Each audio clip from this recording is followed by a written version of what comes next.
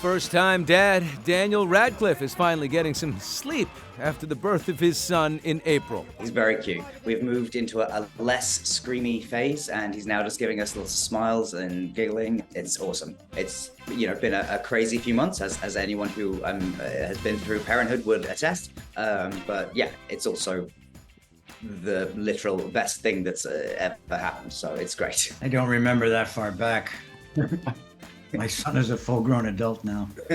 No, I think what I think you're doing, Dan and Aaron, taking the time off to be with your kid is just like it goes so fast. That's what everyone says, and it is. I'm very, I feel very lucky to be able to have this time with him, and yeah, it's awesome. And so is the return of Miracle Workers for fans of Daniel and Steve Buscemi's hit anthology comedy series. It's been a repertory company of actors making a slightly themed show in a different kind of universe every year. In the beginning, there was the boom.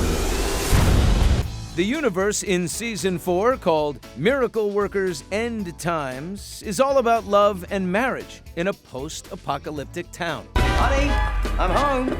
Very, very silly and very, very twisted, but it has this gigantic heart as well, which, that's the thing. The balance of those things is why I love it so much. Yeah, and also that it seems like in each of the seasons, you're introduced to all these characters that are really different from each other, but then there's something that they all have to come together to do, to make the world a better place, and and sometimes literally to save the world. So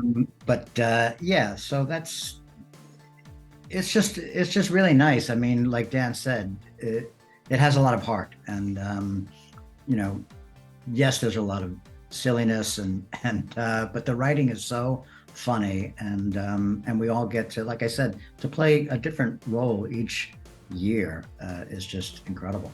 Airing now on TBS, Daniel plays a wasteland warrior. My name's Sid. I'm your new employee. Steve, the wealthy junk trader Morris. When you look at me, what do you see? Oh, an odd little man in a top hat. I was going to say success. Success, yes. You have the survivors of of this apocalypse who have the same everyday problems that people had before the apocalypse. 300 to fix our broken urine purifier? Yeah, the urine purifier is broken. The idea that kind of captivated me was the idea of, I think we all look at the world around us. A lot of people, if you're having kids or have kids already, and think like, oh God, do you want to, the world always seems to be ending. Is this the right time to build a family and start a life? And the idea of being literally in the kind of post-apocalypse and still having a conversation of like, oh God, is this the right time to do this? Says something so sweet about humanity's capacity for optimism in the face of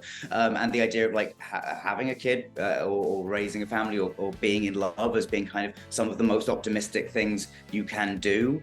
The idea of just taking a sort of a story about people trying to settle down in their lives and play it against the backdrop of an ending world was very, very funny to me. He's a good war dog. I am.